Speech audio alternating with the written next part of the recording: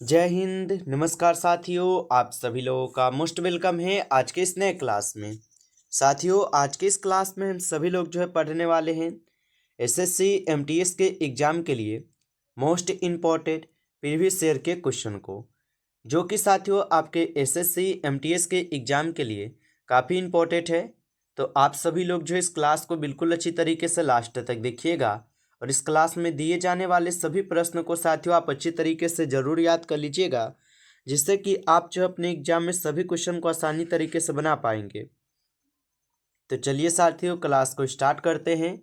उनसे पहले यदि आप सभी लोग इस चैनल पे पहली बार जुड़े हैं तो साथियों आप इस चैनल को सब्सक्राइब कर लीजिए और सब्सक्राइब करके आप ऑल नोटिफिकेशन को ज़रूर ऑल पे दबा लीजिएगा, जिससे कि जब भी कोई नई क्लास हो सबसे पहले क्लास का नोटिफिकेशन आपके पास पहुंच सके। तो आप इस चैनल को सब्सक्राइब कर लीजिए, साथ ही साथ आप इस क्लास को भी लाइक ज़रूर कर लीजिएगा। तो चलिए साथियों, क्लास को स्टार्ट करते हैं और देखिएगा साथियों यहाँ पर क्वेश्चन क्या है। साथियों क्वेश्चन है कि यहाँ पर अदिश राशि है। आपको यहाँ पर बताना है कि 4 ऑप्शन में कौन है साथियों जो कि आपके एक अदिश राशि है। तो यहाँ पर अदिश राशि कौन से है, तो चाल जो दिए गए हैं साथियों ये आपके अदिश राशि है। चलिए अगला प्रश्न देखेंगे। क्वेश्चन है कि बैरोमीटर से क्या मापा जाता है। साथियों ये सभी क्वेश्चन जो है ना काफ़ी इंपॉर्टेंट और वीवीआई सेलेक्टेड क्वेश्चन हैं। आप अच्छे से इन प्रश्न को जरूर याद कर लीजिएगा, क्योंकि हर एक टॉपिक का क्वेश्चन आपको इस क्लास में मिल रहे हैं साथियों। और साथ ही साथ ये सभी क्वेश्चन जो है ना प्रीवियस ईयर पे आधारित क्वेश्चन है साथियों। और बैरोमीटर से क्या मापा जाता है, तो आप याद रख लीजिएगा वायुमंडलीय दाब को मापते हैं। ऑप्शन बी लगा रहे हैं तो आपका सही जवाब है वायुमंडलीय दाब को। अगला क्वेश्चन देखिएगा साथियों। क्वेश्चन है प्राथमिक सेल का उदाहरण नहीं है। बताइएगा कि प्राथमिक सेल का उदाहरण नहीं होगा साथियों कौन सा। तो यहाँ पे प्राथमिक सेल का उदाहरण कौन नहीं है, तो यहाँ पर आप सभी लोग का इस क्वेश्चन का सही जवाब साथियों इनमें से कोई भी नहीं होगा, क्योंकि यहाँ पर सभी क्या है, तो ये प्राथमिक सेल का उदाहरण है। अगला क्वेश्चन देखेंगे। क्वेश्चन है कि इनमें कौन सबसे बड़ा महाद्वीप है। साथियों थोड़ा तबीयत भी मेरा खराब है, जिसके कारण आपको आवाज़ भी थोड़ा भारी भारी सा लग रहा होगा कि पता नहीं आज आवाज़ में कैसे चेंजिंग है। तो साथियों थोड़ा जो है ना मेरा गला में भी प्रॉब्लम है अभी। और बताइए कि इनमें कौन सबसे बड़ा महाद्वीप है, तो आप सभी लोग याद रख लीजिएगा एशिया महाद्वीप हो जाएंगे। ऑप्शन ए सही जवाब है एशिया महाद्वीप। अगला क्वेश्चन देखिएगा। क्वेश्चन है साथियों निम्न में से कौन एल्युमिनियम का अयस्क है। चलिए साथियों बताइएगा कि निम्न में से कौन है जो कि एक अल्युमिनियम का अयस्क हो जाएंगे। तो आप याद रख लीजिएगा साथियों ये हो जाएंगे कौन, फेल स्पार। ऑप्शन यहाँ पर आप सब लोग का डी इस क्वेश्चन का सही जवाब है फेल स्पार होगा। नेक्स्ट क्वेश्चन देखिएगा साथियों। क्वेश्चन दिया गया आप सभी लोगों का कि नई दुनिया किसे कहा जाता है। चलिए साथियों बताइएगा नई दुनिया किसे कहा जाता है। तो नई दुनिया कहा जाता है साथियों यहाँ पर उत्तरी अमेरिका को। ऑप्शन ए आपका सही जवाब है उत्तरी अमेरिका को। नेक्स्ट क्वेश्चन देखेंगे साथियों। क्वेश्चन है कि रेलवे में मीटर गेज की लंबाई कितने किलोमीटर होती है। तो रेलवे में मीटर गेज की जो लंबाई है साथियों कितने किलोमीटर होती है, तो आप याद रख लीजिएगा साथियों ये हो जाएंगे कितने किलोमीटर, तो 1.0 मीटर। ऑप्शन यहाँ पर आप सभी लोग का 20 सही जवाब है इस क्वेश्चन का आंसर। चलिए आगे देखेंगे साथियों। क्वेश्चन है राष्ट्रीय सुरक्षा गार्ड्स की स्थापना जो है ना कब हुई थी। बताइए साथियों कि राष्ट्रीय सुरक्षा गार्ड्स की स्थापना कब हुई थी। तो आप याद रख लीजिएगा कि राष्ट्रीय सुरक्षा गार्ड्स की स्थापना कब की जाती है, तो आप बताएंगे 1984 में। ठीक है, ऑप्शन ए आपका सही जवाब है 1984 में। अगला क्वेश्चन है साथियों आप सभी लोग का कि बेसबॉल किस देश का राष्ट्रीय खेल है। चलिए बताइएगा साथियों कि बेसबॉल जो ये किस देश का राष्ट्रीय खेल है। तो याद रखिएगा साथियों बेसबॉल जो है ये आपके अमेरिका का राष्ट्रीय खेल है। ऑप्शन बी आपका सही जवाब है अमेरिका का राष्ट्रीय खेल है। अगला क्वेश्चन देखिएगा साथियों। क्वेश्चन है निम्न में से कौन सबसे पहले भारत के प्रधानमंत्री बने थे। बताइए साथियों निम्न में से कौन सबसे पहले भारत के प्रधानमंत्री बने थे। तो आप याद रख लीजिएगा चौधरी चरण सिंह जो है ये भारत के सबसे पहले प्रधानमंत्री बने थे। ऑप्शन डी आपका सही जवाब है, याद रख लेंगे। अगला क्वेश्चन है साथियों कि प्रथम आंग्ल मैसूर युद्ध के समय कौन सी संधि हुई थी। तो प्रथम आंग्ल मैसूर युद्ध के समय कौन सी संधि हुई थी।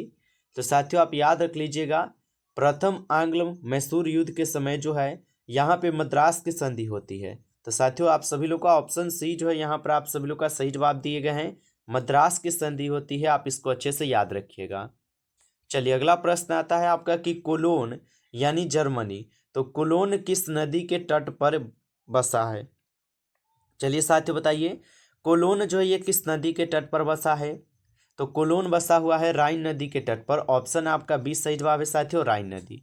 अगला क्वेश्चन देखिएगा, क्वेश्चन है कि कॉफी बोर्ड का मुख्यालय कहाँ स्थित है? तो कॉफी बोर्ड का मुख्यालय साथियों कहाँ पर स्थित है? तो यहाँ पे आप याद रख लीजिएगा कि कॉफी बोर्ड का मुख्यालय आपके स्थित है बेंगलोर में। ऑप्शन ए जो है यहाँ पर आप सभी लोग का सही जवाब है, बेंगलोर में होगा। अगला क्वेश्चन आपका आता है कि प्रिंसिपल ऑफ इकोनॉमिक्स किसकी रचना है? चलिए साथियों बताइए। और साथियों आप लाइक नहीं किए इस क्लास को, तो आपसे छोटा सा रिक्वेस्ट है कि आप इस क्लास को ज़्यादा से ज़्यादा लाइक कर लेंगे। और साथियों चैनल पे पहली बार जुड़े हैं तो आप सभी लोग इस चैनल को सब्सक्राइब करके ऑल नोटिफिकेशन को आप ऑल पे ज़रूर दबा लीजिए, जिससे कि जब भी कोई नई क्लास हो सबसे पहले क्लास का नोटिफिकेशन आपके पास पहुंच सके। तो आप इस चैनल को सब्सक्राइब जरूर कर लीजिएगा। और बताइएगा साथियों कि प्रिंसिपल ऑफ इकोनॉमिक्स किसकी रचना है? तो साथियों प्रिंसिपल ऑफ इकोनॉमिक्स जो है ये मार्शल की रचना है। आप याद रख लीजिएगा, ऑप्शन बी लगा रहे तो आपका बिल्कुल सही जवाब है। चलिए आगे बढ़ते हैं और अगला क्वेश्चन देखिएगा, आप सभी लोग का क्वेश्चन है 60 नंबर कि एक नॉटिकल मील कितने फीट के बराबर होता है? चलिए साथियों आंसर लगाइएगा यहाँ पे आप सभी लोग कि एक नॉटिकल मील जो है ये कितने फीट के बराबर होती है। तो आप याद रख लीजिएगा साथियों कि एक नॉटिकल मील जो है ये आपके कितने फीट के बराबर होते हैं? तो ये आपके कितने होते हैं, 60-80, यानी कि 680 आप बोल सकते हो, 680 फीट के होते हैं। ऑप्शन ए सही जवाब है। अगला क्वेश्चन है आप लोगों का कि राइबोसोम की खोज किस वैज्ञानिक ने की थी? चलिए साथियों बताइए। हर एक टॉपिक का क्वेश्चन साथियों आपको मिलेंगे, जितने भी टॉपिक से आपके क्वेश्चन जो है एमटीएस के एग्जाम में पूछे जाते हैं हर एक टॉपिक के क्वेश्चन आपको मिलेंगे। और इसी प्रकार आप अगर डेली अगर अपनी तैयारी को मजबूत करना चाहते हैं तो साथियों आप जुड़े रहिएगा हमारे साथ। आपको डेली यहाँ पे क्लास हम करवाते हैं, आप लोग चैनल को सब्सक्राइब करके जुड़ जाइएगा। बताइए कि राइबोसोम की खोज साथियों किस वैज्ञानिक ने की थी? तो आप याद रख लीजिएगा कि कौन किए थे, तो राइबसन एन ब्राउन किए थे। ऑप्शन आपका डी सही जवाब है। अगला क्वेश्चन है साथियों आप सभी लोग का कि प्रजातंत्र की सर्वप्रथम स्थापना किस देश में की गई थी? बताइए प्रजातंत्र की सर्वप्रथम स्थापना किस देश में की गई थी? तो साथियों याद रखिएगा, प्रजातंत्र की सर्वप्रथम स्थापना की गई थी आपके अमेरिका में। ऑप्शन सी सही जवाब है साथियों, अमेरिका में की गई थी। अगला क्वेश्चन आता है आप लोग का कि पॉकेट डायनेमो किस खिलाड़ी का उपनाम था? चलिए बताइएगा, पॉकेट डायनेमो किस खिलाड़ी का उपनाम था? तो पॉकेट डायनेमो जो है साथियों ये आपके किसका हो जाएंगे? तो लिएंडर पेस का था। ठीक है, याद रखिएगा लिएंडर पेस का था साथियों, आप इसको अच्छे से याद में रखेंगे। अगला क्वेश्चन आता है आप लोग का कि एसेज किसकी रचना है? बताइए आप लोग कि एसेज जो है ये किसकी रचना है? तो एसेज हो जाएंगे मोंटेग्यू की रचना। ऑप्शन ए यहाँ पे सही जवाब है, मोंटेग्यू होगा, याद रखेंगे। अगला क्वेश्चन आता है आप सभी लोगों का कि कॉर्नवालिस ने कौन सा बंदोबस्त शुरू किया था? चलिए बताइएगा कि कॉर्नवालिस ने कौन सा बंदोबस्त जो है शुरू किया था? तो याद रखिएगा साथियों, कॉर्नवालिस जो है ये आपके अस्थायी बंदोबस्त जो है ना शुरू करते हैं। ऑप्शन ए यहाँ पे सही जवाब है, अस्थायी बंदोबस्त। चलिए आगे देखिएगा साथियों, क्वेश्चन है आप लोग का कि किस अभिलेख में खारवेल राजा का वर्णन मिलता है? चलिए साथियों बताइएगा कि किस अभिलेख में जो है खारवेल राजा का वर्णन मिलता है?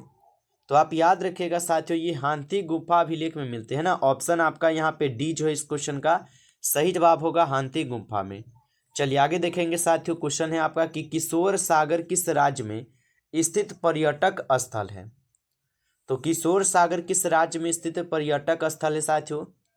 तो आप याद रखिएगा कि किशोर सागर जो है साथियों ये हो जाएंगे कोटा में। ठीक है, ऑप्शन आपका सही जवाब है, कोटा में होगा। अगला क्वेश्चन देखिएगा साथियों, क्वेश्चन है कि अंतर्राष्ट्रीय सीमा पर ड्रोन रोधी प्रणाली तैनात करने वाला भारत का पहला राज्य जो है ना कौन सा बन गया है? साथियों आप याद रख लीजिएगा, ये पंजाब बन चुके हैं। ऑप्शन यहाँ पर आप लोग का बी सही जवाब है, पंजाब होगा। नेक्स्ट क्वेश्चन है आप लोग का कि हाल ही में आयोजित विश्व खेलों के तहत वुशु में भारत का पहला पदक किसने जीता है? तो वुशु में जो है भारत का पहला पदक जीतने वाले हैं आपके कौन? नम्रता बत्रा। ऑप्शन ए यहाँ पर आप सभी लोग का सही जवाब होगा। चलिए आगे देखेंगे साथियों, क्वेश्चन है कि साइलेंट वैली जो है ना ये स्थित है। चलिए बताइएगा साथियों कि साइलेंट वैली जो है ना ये स्थित है।